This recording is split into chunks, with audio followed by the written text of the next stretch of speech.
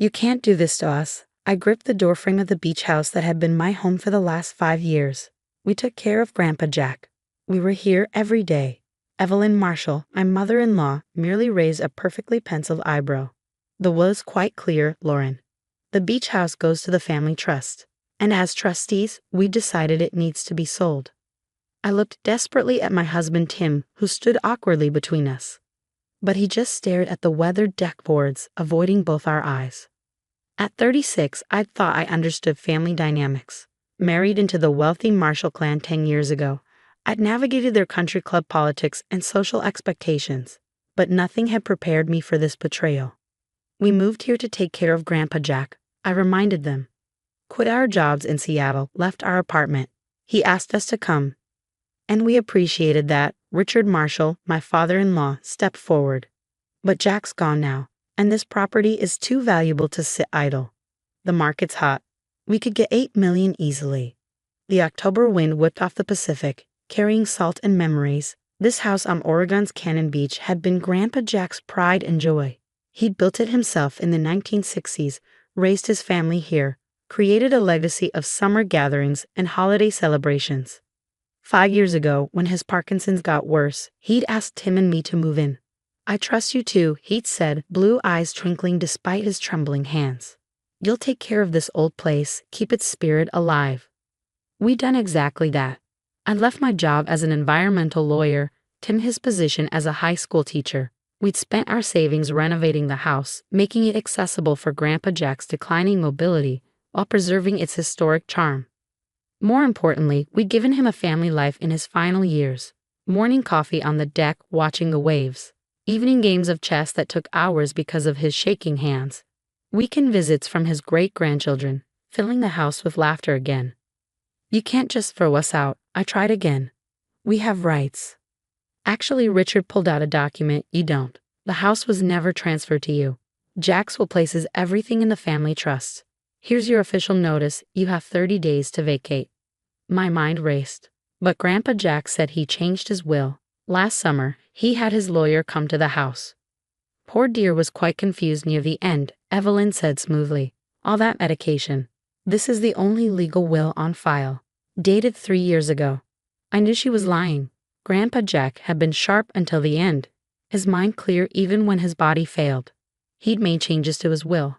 I'd seen the lawyer, seen Jack sign papers. Tim, I turned to my husband. You were there. Tell them. But Tim just shifted uncomfortably. Lauren, maybe we should just start looking for a new place. Dad's right about the market being hot. I stared at him, this man I'd loved for 12 years, suddenly a stranger. When had he become so spineless? So eager to please his parents instead of honoring his grandfather's wishes? Fine, I straightened my spine. We'll need time to pack. Of course, Evelyn smiled triumphantly. Take all the time you need. Within 30 days, naturally. They left us standing there, the autumn wind growing colder. I watched their luxury SUV disappear down the private road, my mind already working. Lauren, Tim started. I know you're upset. Don't. I cut him off. Just don't. I walked down to the beach, needing space to think. The waves crashed endlessly, unchanging despite human dramas. Grandpa Jack had taught me to surf here, laughing at my wipeouts, celebrating my first successful ride. The ocean teaches us patience, he'd said. And timing. Know when to ride the wave, when to dive under it. Time to dive deep. That night, after Tim fell asleep, I made 3 calls. First to Maria Santos, Grandpa Jack's part-time nurse for the last 2 years. Then to David Chen, my old law school friend who specialized in estate litigation. Finally, to Carol Weber, Grandpa Jack's housekeeper of 30 years. I was wondering when you'd call, Carol said. I saw those vultures circling before Jack was even cold. Did you know about the will changes? I asked. Know about them? Honey, I witnessed them. Jack was clear as a bell that day. Said he wanted to make sure you and Tim kept the house, kept his legacy alive. Any idea what happened to those papers? She hesitated. No, but funny thing. The day after Jack passed, I saw Evelyn in his study. She was going through his files like a woman possessed. I made notes, my legal training kicking in. Would you be willing to make a statement? Better than that. Carol's voice dropped. I've got videos. Jack asked me to record some of his conversations that last month. Said he didn't trust certain people to honor his wishes. My heart leaped. Videos. On my phone and backed up to the cloud, including the day he signed the new will. Want to guess who else was there besides the lawyer? Who? Evelyn. Standing right there, watching him sign, looking like she'd swallowed a lemon. I smiled for the first time since the confrontation. Carol, you're an angel. Can you send me those videos? Already done. Check your email. She paused. Lauren? Make them pay. Not for the money. Jack never cared about that. But for trying to destroy what he built. After hanging up, I checked my email. The videos were there, crystal clear. Grandpa Jack, tired but lucid, stating his wishes. The lawyer presenting documents, the signing, and Evelyn, hovering in the background, her face a mask of barely concealed rage. I watched them twice, making sure I hadn't missed anything. Then I called David back. How solid is this? I asked after forwarding him the videos. Very. Documented intent, witness signing, clear mental capacity, plus proof that Evelyn knew about the changes, if the new was missing. She took it, I said with certainty, probably destroyed it. That's fraud. David's voice hardened. Criminal charges possible, but we need more. Bank records, witness statements, documentation of your care for Jack. I kept everything. I assured him. Every receipt, every medical record, every renovation invoice. Good. Don't confront them yet. Let me do some digging first. If Evelyn destroyed legal documents. I thought about my mother-in-law's smug face, her certainty that she'd won. How long? Give me 2 weeks. And Lauren? Document everything from now on. Every conversation, every interaction. We're going to need it. After hanging up, I walked through the silent house. Moonlight streamed through the windows Grandpa Jack and I had restored together, highlighting the family photos on the walls. Here was Tim teaching Jack's great-grandchildren to fish off the deck. There was our last Christmas together, Jack beaming despite his tremors as he watched the kids open presents. This wasn't just a valuable property to be sold. It was a home, a legacy, a piece of family history, and I wasn't going to let them destroy it. In our bedroom, Tim slept on, oblivious to the battle ahead. I wondered if he'd stand with me when the truth came out or if he'd cave to his parents' pressure again. But that was tomorrow's problem. Tonight, I had work to do, evidence to gather, statements to prepare, a case to build. Grandpa Jack had trusted me to protect his legacy. Time to show the marshals exactly what an environmental lawyer turned beach house guardian could do. 2 weeks passed in a blur of preparation and strategic patience. While Evelyn and Richard made plans to list the beach house, I built our case. Maria Santos provided detailed records of Grandpa Jack's mental state in his final months. Carol shared more videos showing his lucidity and determination to protect the property. Then David's investigation struck gold. Found something interesting, he said during our secure video call. The lawyer who came to the house that day, Thomas Henderson, he kept a digital scan of the new will before giving Jack the original. My heart raced. And he had a heart attack 2 days after Jack died. Been in a coma ever since. His office was reorganized during his absence. Files deleted, papers shredded. Want to guess who his estate planning assistant was? Who? Rebecca Marshall, Evelyn's niece. The pieces clicked together. They hadn't just stolen and destroyed the new will. They tried to erase all evidence of its existence. That's not all, David continued. I pulled the trust's financial records. They've already accepted offers on 3 properties that were supposedly protected. The beach house would make 4. They're liquidating assets that should be preserved for future generations. Can we prove it? With the videos, witness statements, and Henderson's scan. Absolutely. Plus, destroying legal documents and interfering with an estate is criminal conduct.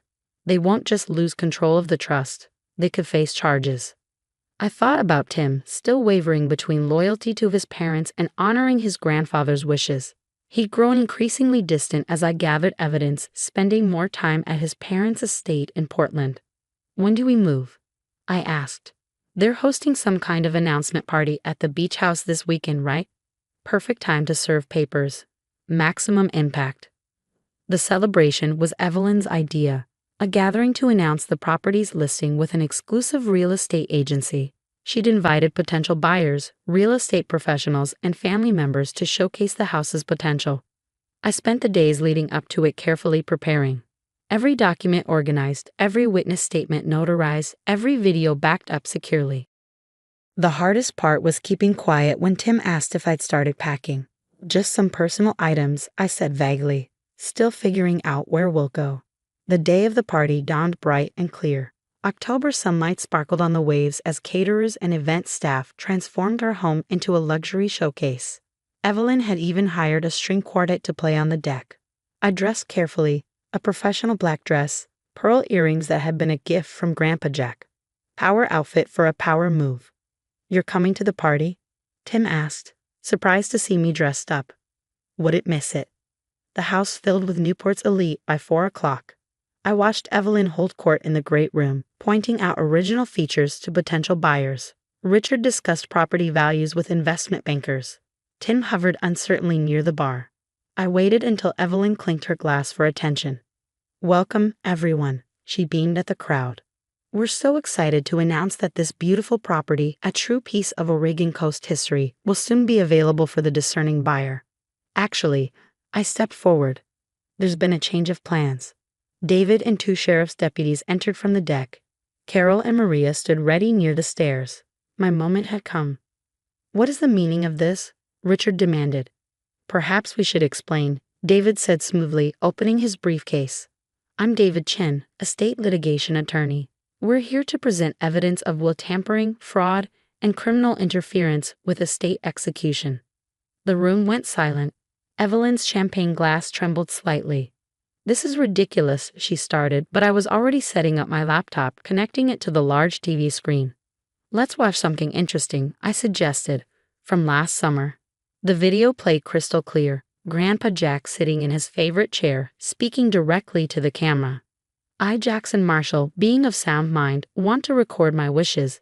His voice rang strong despite his trembling hands. "This house goes to Tim and Lauren. They've cared for me, preserved my home, kept the family spirit alive. The trust can manage the other properties, but this place, this stays in the family, stays loved and lived in." Another clip, Jack signing the new will, lawyer Henderson witnessing. And there in the background, Evelyn watching, her face dark with anger. "That proves nothing," Richard blustered. Jack was confused. Actually, Maria stepped forward. As his nurse, I documented his mental state daily. He was completely lucid until the end. "I've provided sworn testimony. And I witnessed everything," Carol added, including Mrs. Marshall going through Jack's files the day after he died. The deputies moved closer as David laid out more evidence. Henderson's scanned copy of the will, trust records showing the unauthorized property sales, documentation of the law office break-in. "This is what's going to happen," David announced to the stunned crowd. "The beach house stays with Lauren and Tim, as legally documented in Jack's final will. The trust will be audited and restructured under court supervision."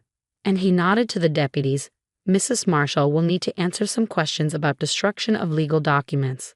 "You can't prove anything," Evelyn snapped, but her polished veneer was cracking. "Actually," I smiled, "we can prove everything. The only question is whether you'll face charges for fraud or for a larger conspiracy of estate interference." The party dissolved into chaos. Potential buyers fled, social embarrassment outweighing real estate interests. Richard huddled with his lawyers while Evelyn alternated between threats and attempts at damage control. Through it all, I watched Tim. He stood frozen, staring at the video of his grandfather still playing silently on the TV screen. Finally, he walked over to me. "You did all this? Built this case? Someone had to protect his legacy, to honor his wishes. Why didn't you tell me?" I met his eyes steadily. "Would you have stood with me against them, or warned them in time to hide more evidence?" He flinched, but didn't deny it. We both knew he would have chosen his parents' side again. The aftermath was both better and worse than expected. Evelyn faced criminal charges for destroying legal documents. Richard was removed as trustee. The unauthorized property sales were reversed. Tim and I had our own reckoning to face. "I can't believe you went behind my back," he said later that night. "I can't believe you were willing to let them steal your grandfather's legacy," I countered. "The man who raised you after your mom died, who gave us this home, who trusted us to protect it." He was quiet for a long time, watching the waves through the windows his grandfather had built. "I've always done what they wanted," he finally said, "taken the easy path.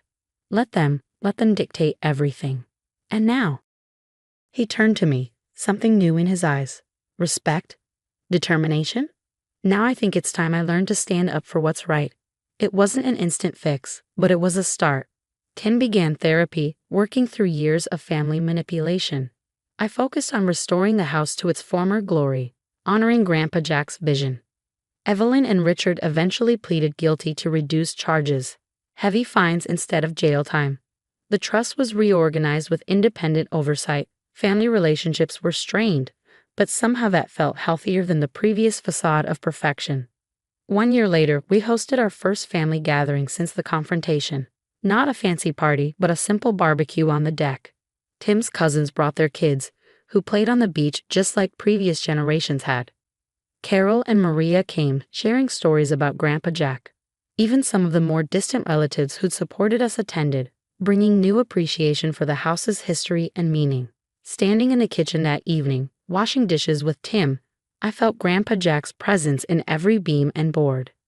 "You know what's funny?" Tim said, drying a plate.